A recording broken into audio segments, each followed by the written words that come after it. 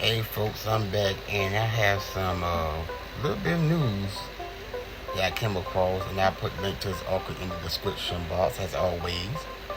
So AT&T joins T-Mobile and Verizon in deploying 5G home internet. So this came out recently, specifically October 27th, which was yesterday.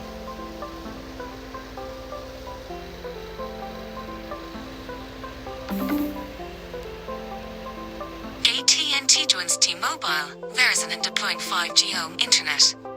Julio Ojeda Zapata, the 27th of October 2023. Thoughtful, detailed coverage of everything Apple for 33 years. On the Tidbits Content Network for Apple professionals. AT&T has joined T-Mobile and Verizon in providing 5G home internet service, a wireless alternative to traditional wired forms of residential broadband. I wrote about the T-Mobile and Verizon services last year. 5G home internet is a good alternative to wired broadband. The 31st of March 2022. Each involves setting up a router-style device that creates a local Wi-Fi network and taps cellular bandwidth for the backhaul link to the internet. I tried out both services with temporary access provided by the carriers. AT&T was a no-show then, but has recently been testing an equivalent service in a few spots around the country. In August 2023, the carrier made it official, offering AT&T Internet Air in portions of 20 major U.S. metropolitan areas, including my hometown of Minneapolis St. Paul. I've been trying out the $55 per month AT&T Internet Air, which I'm paying for because the company didn't furnish tech test access. I've also been retesting the T-Mobile service with access provided by the carrier. Verizon didn't provide access, and I couldn't revisit its service on my dime because my residential address is not listed as qualifying for it, a fact that didn't stop the company from helping me out last time. I found that AT&T Internet Air provides solid, if not spectacular, performance at a reasonable cost. I would have been more excited about it last year, but my broadband landscape has shifted since I tested the T-Mobile and Verizon services. At that time, the cellular services consistently outpaced my wired Xfinity internet connection and often left it in the dust. But a recent Xfinity hardware upgrade brought improved performance at no extra cost. Plus, some home internet users increasingly have access to other super-fast wired broadband services, such as Lumen Technologies' Quantum Fiber in the Twin Cities, and other metro areas at a reasonable cost. Wired improvements hardly render the wireless services obsolete. Everyone has to weigh speed, convenience, cost, and reliability when picking among internet services in their areas, and in many cases, the wireless variants will be contenders. Not everyone can avail themselves of wireless internet connectivity, however. Although the T-Mobile and Verizon services are broadly available across the contiguous United States, the AT&T service is less so for now. See the accompanying chart excerpt below. Even within official service areas, not everyone can sign up because carriers determine eligibility for each postal address, its proximity to cell towers, and the strength of the 5G signal at that location based on network congestion and other factors. The AT&T All-Fee Hub. Last year, I was enchanted with the minimalist routers Verizon and T-Mobile sent me. Verizon's device is a cute white cube with a red checkmark logo. T-Mobile went for a more dignified tone with its tallish, dark grey rectangular obelisk. I can only imagine the industrial design conversations in AT&T labs. Let's make our cellular thingy bigger and weirder. And so they did.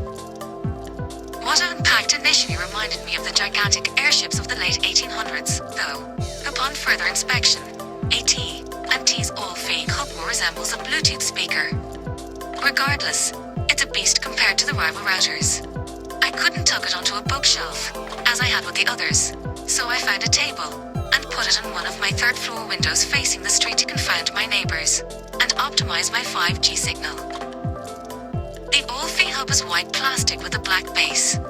The back has a couple of big cutouts for a vent and 2 Ethernet ports, a USB-A port, not intended for consumer use, and a reset button. A big Wi-Fi protected setup button is in a corner. As you saw in the first two photos, the front of the All-Fee Hub features a data readout made up of big white dots that display light bird-style patterns to convey useful information, paired, often redundantly, with a multicolored notification light. The All-Fee Hub alone might not be sufficient to broadcast a good signal into all corners of a large home with multiple floors or thick walls, so it supports similar-looking extender gadgets for an extra $10 per month, up to 5 extenders for that single additional price. This sets the AT&T Internet Air service apart from its competitors, which offer no such hardware. But the cost would still add up significantly over several years. Setting up AT&T Internet Air. AT&T's Internet Air service, like its competitors, is designed for self-setup. It's supposed to be so easy that a technician visit isn't necessary. No such in-person help exists, though there is phone support. I ran into a few hiccups, and I was glad I could get help quickly. My biggest error was not registering and paying for my service on my laptop before trying to set up the All-Fee Hub. That caused a world of hurt. Don't be me. Things went fairly smoothly after I got past the registration phase. Setup mostly happens using AT&T's Smart Home Manager app, which runs on iOS, iPadOS, and macOS, though it is not verified for the latter. There's also a web version of Smart Home Manager, but it's bare bones, assuming you can get it to load. AT&T's website is lousy, and apparently not intended for service setup. Stick with the app. To start, you scan a QR code on a sticker on the All-Fee Hub space. That is when you log into the account you previously set up. You're then prompted to find a spot in your home with a strong cellular signal based on elevation, typically the highest floor in the house and near the ceiling at that location, and direction based on where the closest cellular tower is. The All-Fee Hub's info dots coalesce into signal bars and speed readings while a light at the base shines green, yellow, or red, indicating an excellent, adequate, or poor signal. You're also nudged to customize your network SSID and password. Be sure to change at least the password. The Smart Home Manager app remains useful after setup. You can use it to run speed tests, test signal strength, track data usage, monitor automatic AT&T Active Armor security scans, gauge if you're on the best Wi-Fi channel for reduced interference, configure user profiles and per device permissions, set up guest access, and troubleshoot hardware problems. How fast is AT&T Internet Air? No internet service is worth the price if it cannot reliably and consistently provide decent download and upload speeds. AT&T Internet Air passed the test in my location. On paper, it is slower than its competitors, but in real life use where I live, it achieved approximate parity. AT&T promises download speeds of 40 to 140 megabits per second, and that has roughly been my experience, with downloads sometimes surging to 250 or 300 megabits per second. The advertised uploads of 5 to 25 megabits per second also approximately match what I have seen. Those are relatively large ranges, partly due to the unpredictability of cellular connections. If you have regularly performed speed tests on your iPhone, you've surely noticed that numbers can be all over the place. Wired internet service is a lot more consistent in my experience. When I tested it last year, T-Mobile 5G home internet regularly hit 200 megabits per second and often peaked at 250 megabits per second. The carrier advertises downloads of 72 to 245 megabits per second. T-Mobile didn't perform as well this year, with downloads in the 100 megabit per second to 150 megabits per second range, but the service remains quite reliable. That's not the case for everyone. Tidbits publisher Adam Entz told me his parents tested the T-Mobile 5G home internet service in upstate New York because it promised significantly faster throughput than their DSL connection. They found the performance wildly variable, but always better than their DSL connection, particularly for uploads. Unfortunately, the service dropped entirely a number of times during the trial, causing them to return the cellular hub and stick with their usually reliable DSL. In comparison, Verizon 5G home internet regularly exceeded 250 megabits per second and sometimes topped 300 megabits per second in my testing, roughly matching its advertised downloads of 85 to 300 megabits per second. The service is capable of much greater speeds in the neighborhood of 1 Gbps, but only in the nooks and crannies of certain cities, including Minneapolis and St. Paul, where it supports a turbocharged flavor 5G called millimeter wave. I don't qualify. Because I didn't have the Verizon option at my disposal this time, I checked with a neighbor who has it. Steve and his wife Lana signed up about a year ago after experiencing reliability issues with their Xfinity service. Verizon was, until earlier this month, their primary internet source. It has been reliable, and they have no major complaints. They reported download speeds of about 150 to 200 megabits per second, and uploads around 15 megabits per second, which is a major slowdown compared to my tests, but not a deal breaker. Wireless versus wired. Steve, however, recently signed up for Quantum Fiber, while keeping Verizon as a backup for now. That gave his residents a considerable speed boost with symmetrical uploads and downloads, about 800 megabits per second up and down, which isn't far off Quantum's advertised gigabit performance for $75 per month. 500 megabits per second costs only $50 per month, similar to Verizon service. If Quantum proves dependable, Steve says he'll eventually drop Verizon. I'm of a similar frame of mind. Why would I use a wireless service if I could get much faster wired broadband for a similar price? I investigated the T-Mobile and Verizon services last year with a big question in mind. Could either replace Xfinity broadband? The answer was a tentative yes. Back then, I wrote that my wired broadband has been reliable for the most part, but I fret about the bang for my buck. Am I paying too much for the internet speeds I'm getting? At the time, my Xfinity downloads hovered around 100 megabits per second with single-digit uploads, which I found profoundly unsatisfying in light of what the wireless services gave me. But when I visited an Xfinity store earlier this year to swap out my near-obsolete modem for a new model, a staffer told me that it would boost my speeds dramatically for no extra money. Indeed, I now see consistent downloads of about 1 Gbps, a tenfold increase, and uploads of up to 100 megabits per second, 8 or 9 times faster than I experienced before. As a result, I now have zero interest in wireless home broadband. Who is wireless internet for? But that's just me. AT&T Internet Air or one of the rival wireless internet services could be perfect for your household, based on various factors. It may be your best option. You might not have access to high-speed wired internet where you live. Quantum, for instance, can only serve the minority of homes in its Twin Cities territory where it has installed fiber. If one or more of the wireless services work there, you are golden. It's fast enough for many. Not all subscribers are power users with dozens of online connected devices in their residences and demanding needs such as online gaming and high-res streaming. Some just want a reliable and reasonably speedy service, and one of the wireless ones could be more than sufficient. It's convenient to set up. You can do it yourself following simple instructions. No technicians will tramp into your house. Nobody will string unsightly cables from the alley to your house and drill holes into walls to poke cords through, which would have happened at my home with the Quantum installation a couple of years ago if I hadn't aborted it at my alarmed wife's request. It's minimal and flexible.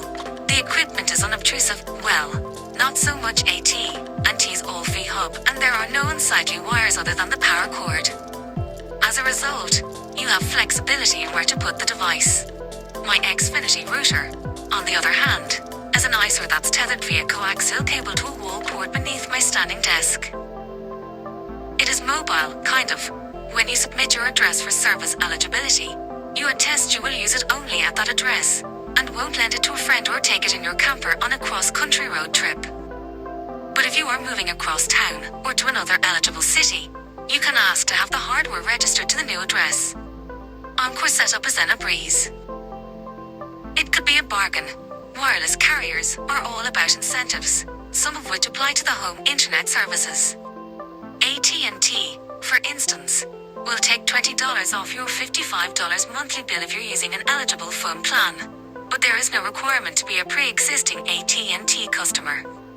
Further, AT&T Internet Air has no annual contract, no overage charges, and provides a 12-month price guarantee. T-Mobile and Verizon take a similar approach. You have little or nothing to lose.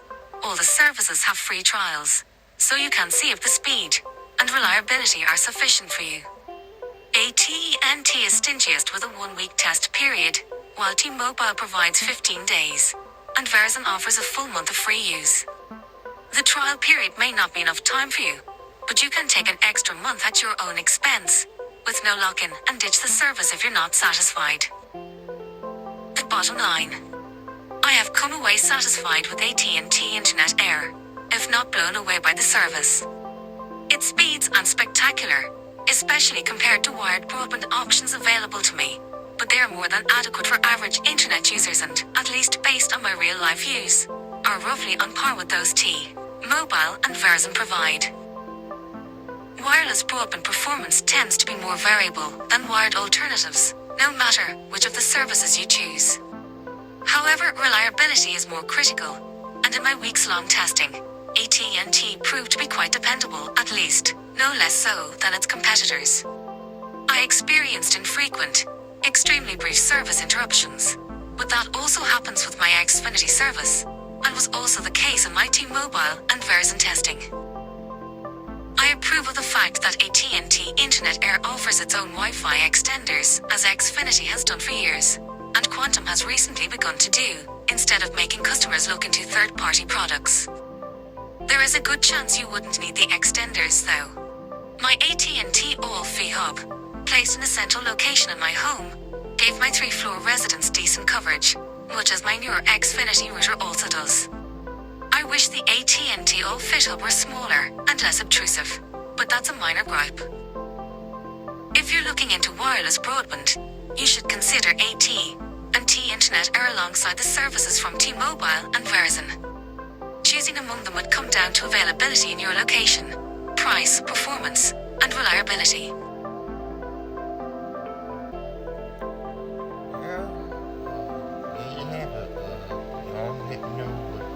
About this video and this article now, but once again I put link to this article in the description, but I will say this much: I actually got a chance to see actually currently got the AT&T Internet Air, and to be perfectly honest with y'all, so far I'm enjoying the AT&T Air. This my experience so far. So far, I have nothing but a positive experience when it comes to the AT&T Air Internet. But for those who probably got T-Mobile or wireless, leave your experience with the other 2 brands in the comment section.